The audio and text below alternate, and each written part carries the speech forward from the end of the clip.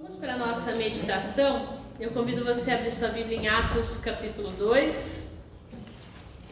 Falamos das mensagens que nós tivemos ao longo desse mês, né, sobre crescer.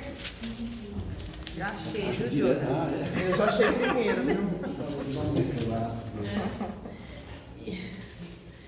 E a gente falou da importância da oração na vida pessoal, da oração na igreja. A gente falou sobre a importância de evangelizar, discipulando as pessoas, né?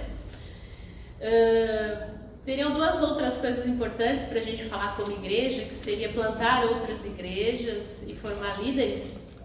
A gente não vai ter tempo apto no momento, dentro do cronograma, até pela visita que nós fizemos à igreja de Araraquara e faremos a visita de São Carlos. E eu gostaria então de fechar hoje, né, com essa outra questão importante, que é compaixão e graça. Então, quando a gente pensa em crescer, oração, evangelização, discipulado, uma igreja que planta novas igrejas, que pensa em levar o evangelho para fora, né? Uma igreja que forma líderes e uma igreja que é cheia de compaixão e graça. Mas primeiro, nós como pessoas precisamos ser assim também. Então vamos lá. Atos 2, de 42 a 47. E perseveravam na doutrina dos apóstolos e na comunhão, no partir do pão e nas orações. Em cada alma havia temor, e muitos prodígios e sinais eram feitos por intermédio dos apóstolos. Todos os creram, estavam juntos e tinham tudo em comum. Vendiam as suas propriedades e bens, distribuindo o produto entre todos, à medida que alguém tinha necessidade. Diariamente perseveravam unânimes no templo.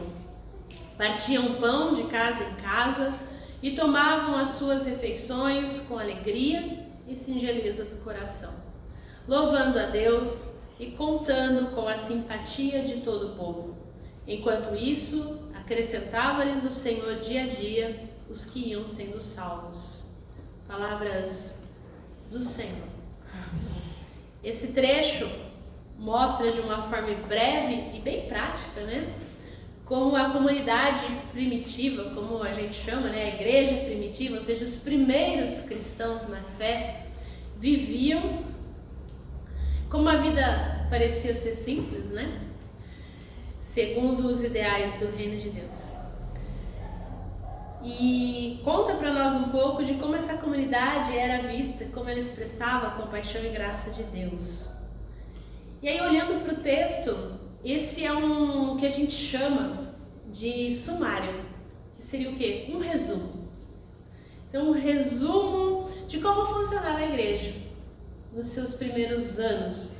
E essa não é uma descrição isolada. Se você pegar o livro de Atos, você vai ver outros dois trechos semelhantes, que a gente chama de resumo, que está lá no capítulo 4, de 32 a 34, e no capítulo 5, de 12 a 16. Lucas, ele vai fazendo isso, ele vai contando a história, ele vai fazendo esses pequenos resuminhos, esses desfechos, né?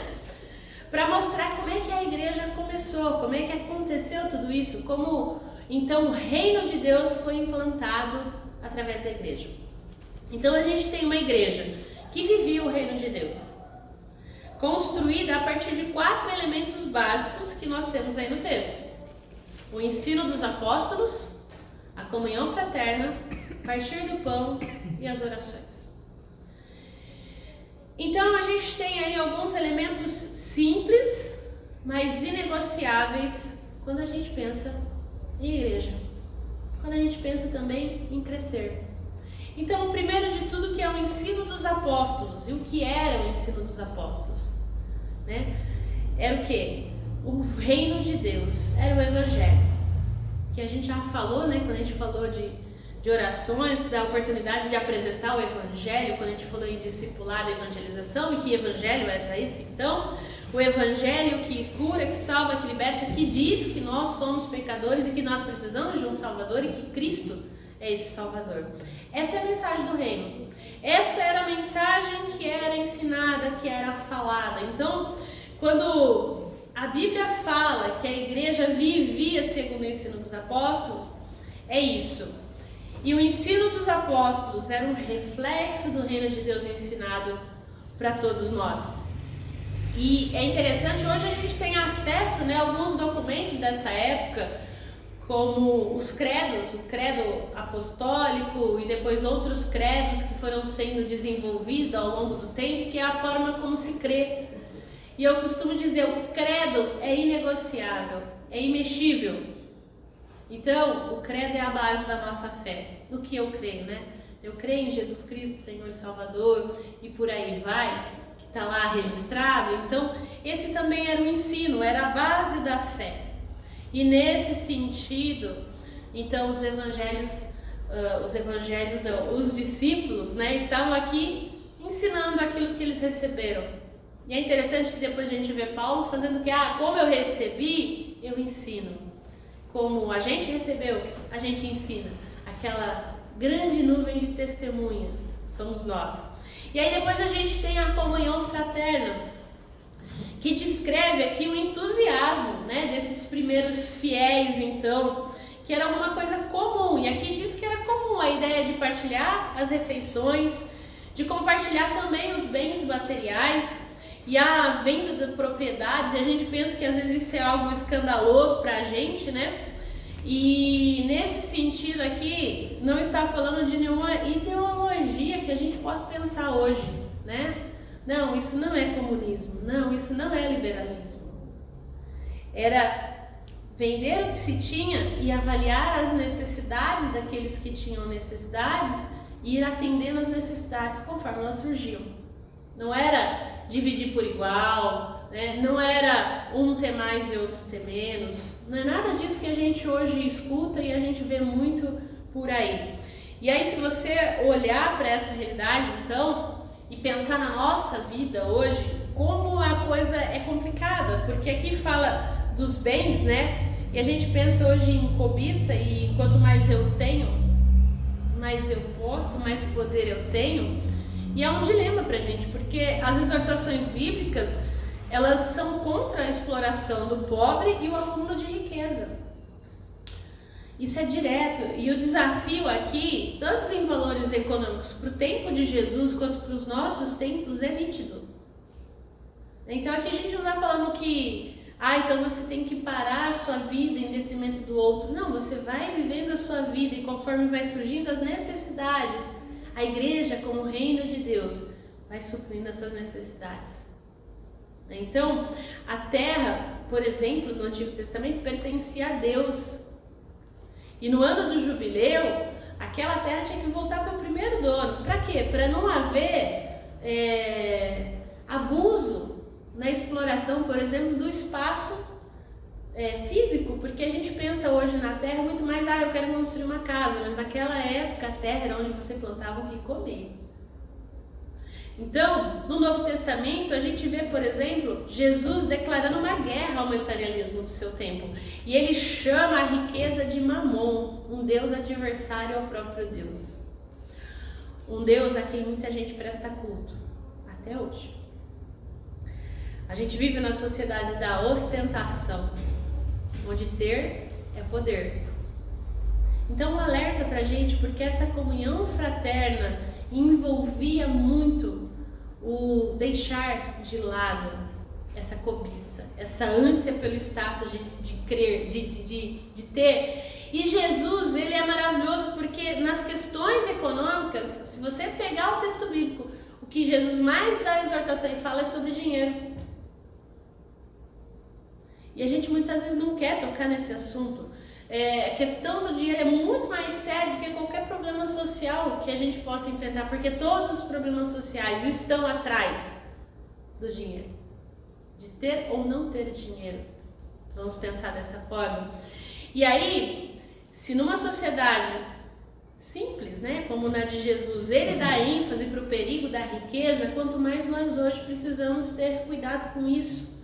Né? E pensar sobre isso e nos questionar como estamos ganhando dinheiro e gastando esse dinheiro. É muito sério isso. E isso diz respeito primeiro a nós como pessoas e segundo como igreja. Porque é fácil, a gente chega aqui, então os irmãos têm que contribuir, têm que dar o dízimo. Tá, e a igreja vai fazer o que com esse dízimo? vai louvar e bendizer o Senhor, vai fazer o reino de Deus proliferar e realmente existir comunhão através desse dinheiro? Ou ela só vai ser mais rica ainda? Porque tem igreja que vai guardando dinheiro, guarda dinheiro, mas na hora que alguém tem necessidade, a igreja não atende. É muito sério isso.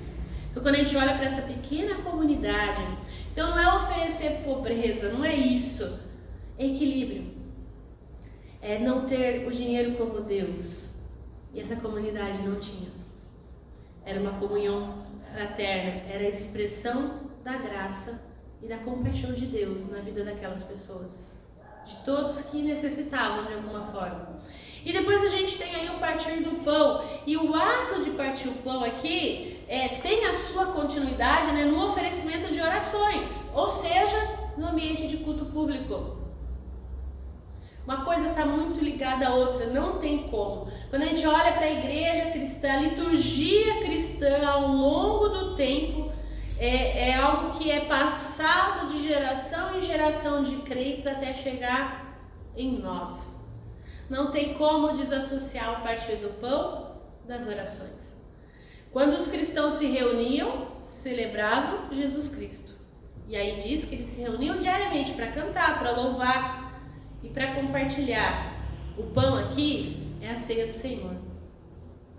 Mas naquela época era um pão mesmo, tá? Era a ceia mesmo, era o banquete, era a comida. Hoje a gente celebra uma vez por mês, mas se fosse ver mesmo, a ideia aqui original era todas as vezes que nós tivéssemos culto, tivéssemos uma oportunidade de celebrar a ceia do Senhor.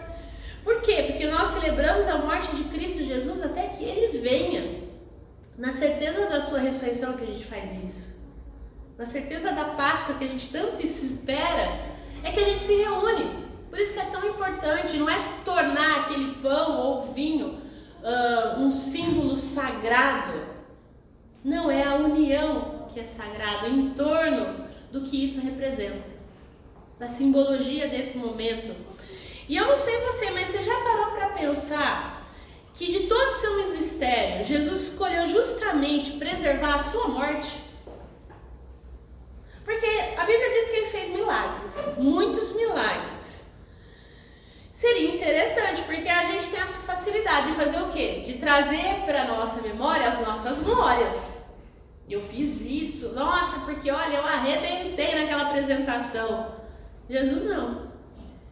Porque pensa, milagres tinham. João diz, né? João apresenta 7 sinais e fala, muitos outros sinais Jesus realizou no nosso meio, milagres, né? Dos quais poderia se escrever inúmeros livros, né? Mas não, Jesus escolhe justamente a sua morte.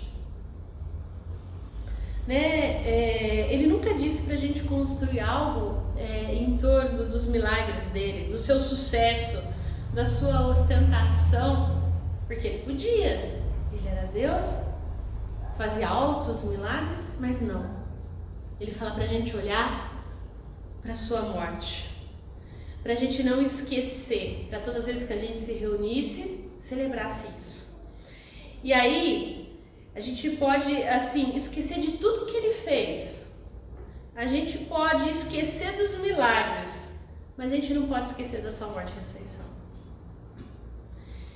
Então, Jesus usa a ceia para isso, porque nós somos seres que precisamos de sinais, nós precisamos de coisas para se apegar, né? Assim como a criança, quando começa, precisa, né? Nós precisamos. Deus conhece o nosso coração e assim Ele fez. Então, para que a gente pudesse, todas as vezes que tomar o vinho, comer o pão, lembrar que a morte dele levou sobre si os nossos pecados. E quando a gente celebra essa ceia, então, a gente deve lembrar que a morte de Jesus foi uma grande troca. Sim, Ele morreu para que a gente pudesse viver. Ele morreu para que a comunidade pudesse se reunir, para que houvesse ensino, para que houvesse comunhão. A ceia que a gente celebra nos lembra que o nosso Deus Santo enviou o seu único Filho para nos salvar, que nos alcançou. E isso é maravilhoso, e essa é a maior verdade de entrega, de amor sacrificial. Por isso a importância do partir do pão. E por fim as orações. Orações, é plural. de vários tipos, de várias formas, por salmos, por hinos, por cânticos espirituais.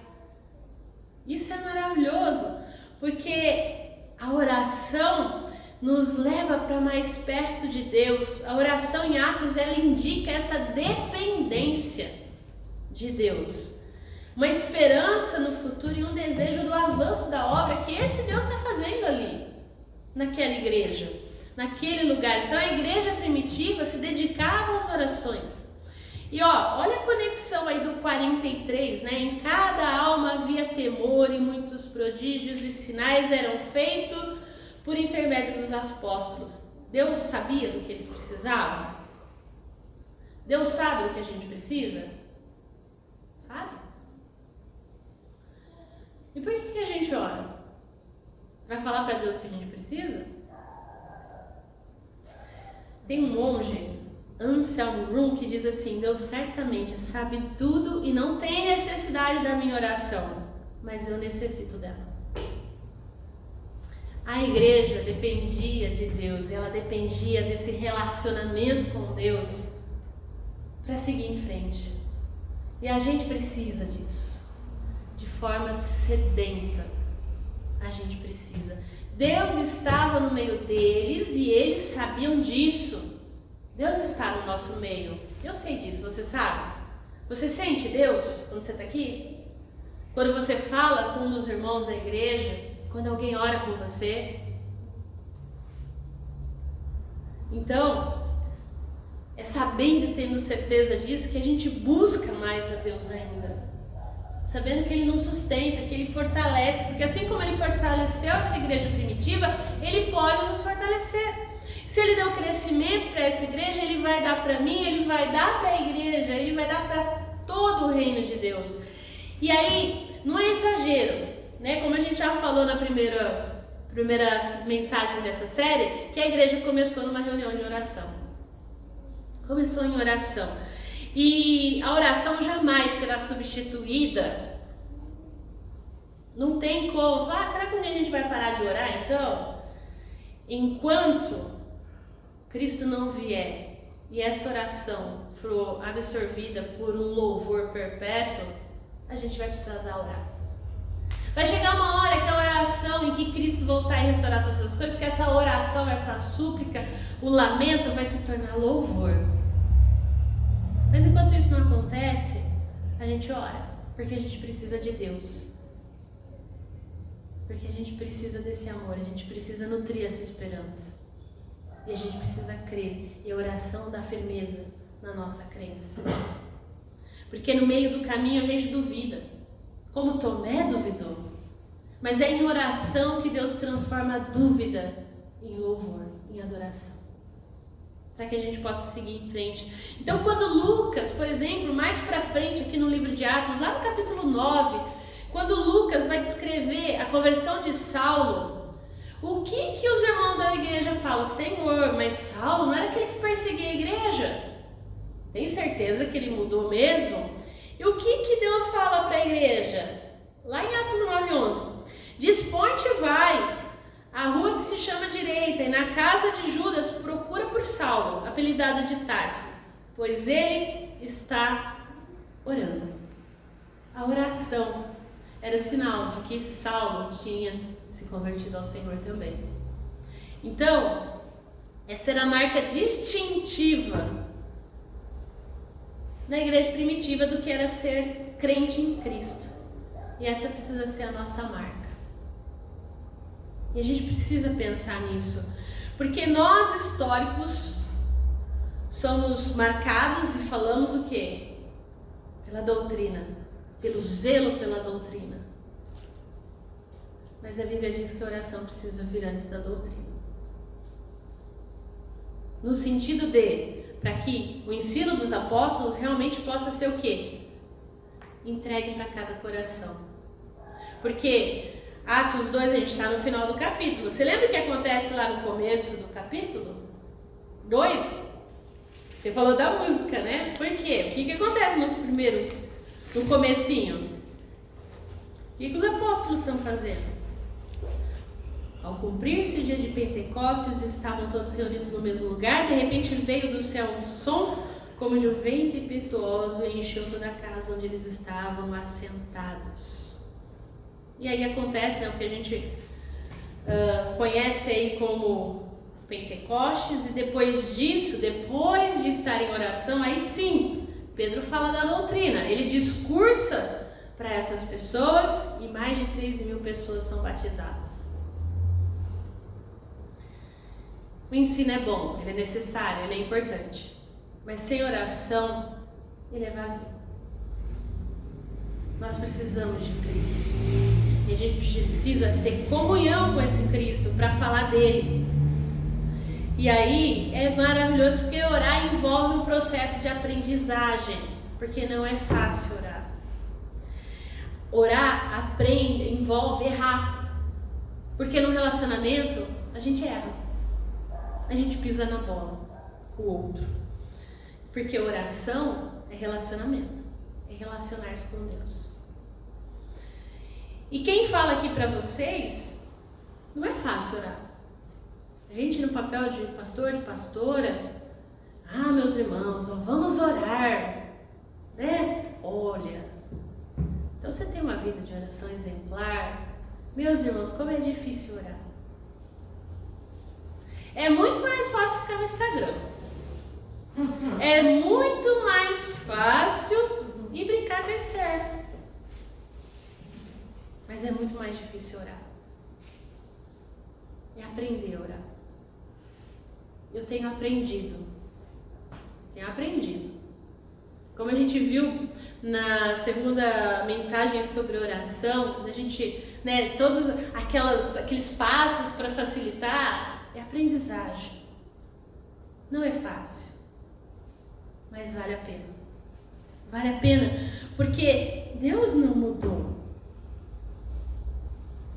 A oração não é só um momento para pedir, mas é um diálogo onde eu conheço quem é Deus e Deus vai me conhecendo pelas minhas palavras e vai transformando quem eu sou, para que a gente possa ser cada vez mais essa comunidade, essa igreja que louva e que bendiz o Senhor conforme Ele deseja, para que realmente o ensino dos apóstolos que chegou até nós faça conexão com quem está lá fora.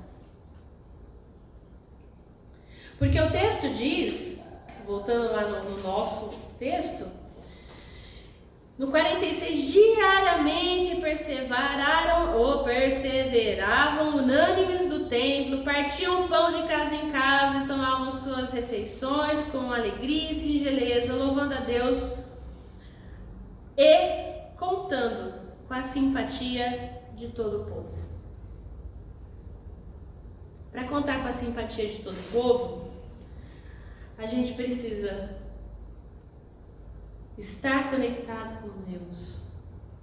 E a gente precisa expressar a compaixão e a graça que nós recebemos para o outro, para quem é de fora. Esse outro aqui é quem não era da igreja e estava lá em Jerusalém, estava lá.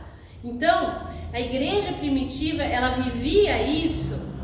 E aí, o que o texto fala para a gente depois? Enquanto isso, acrescentava-lhes o Senhor dia a dia. Então, note que o evangelismo é uma obra de Deus, que é feita a partir da oração, que Ele faz a partir de nós. Porque é muito fácil a gente falar, mas que maravilha a gente poder não só bater no peito e falar que a nossa doutrina é a mais correta, mas as pessoas olharem para nós e verem vidas transformadas. E falarem, eu quero conhecer esse Deus. Que Deus é esse? Então a gente precisa zelar pela doutrina, como presbiterianos independentes, por favor. Mas que alegria será o dia em que um a um ser acrescentado por causa do nosso testemunho de vida. Para a gente poder viver isso que essa comunidade primitiva viveu.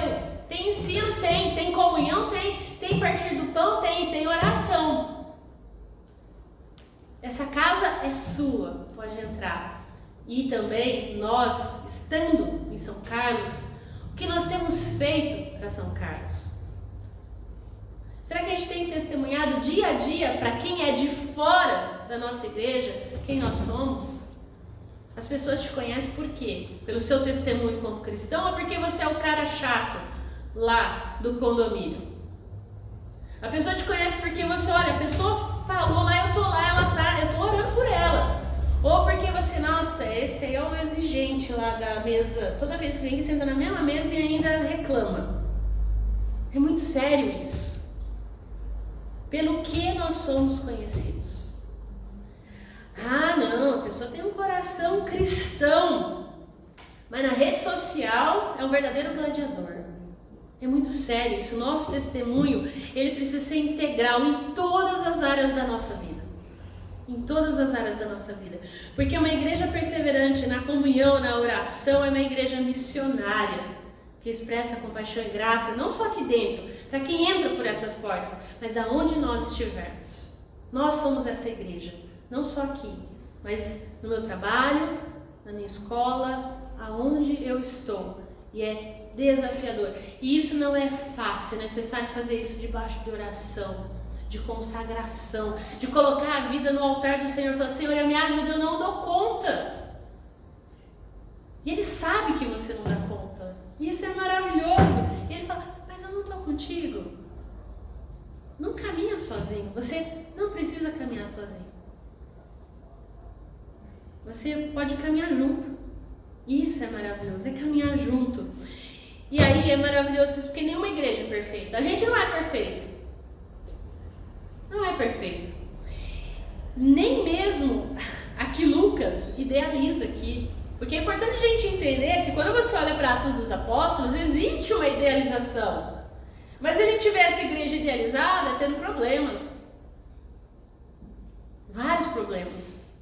Que eu acho que Lucas nem queria colocar, mas tipo, ele tinha que narrar os fatos, né? E contra fatos não há argumento, como ele tem aqui uma história teológica para contar, de como Deus salvou o mundo e como ele expressa o seu amor por nós através da igreja, e que a igreja é essa continuidade do reino de Deus, ele tinha que escrever. E ele diz que apesar das nossas imperfeições, apesar das nossas dificuldades, dos nossos pecados, da nossa, muitas vezes, falta de testemunho, Ele vai nos usar para dar glórias a Ele. E nisso, a melhor forma de a gente fazer isso é viver a proposta do reino. Tentar tirar o máximo possível de tudo aquilo que nos influencia fora e pedir em oração para que Deus mostre para nós aonde nós temos falhado e se arrepender e mudar de vida. E aí entra o período que nós estamos vivendo, de Quaresma.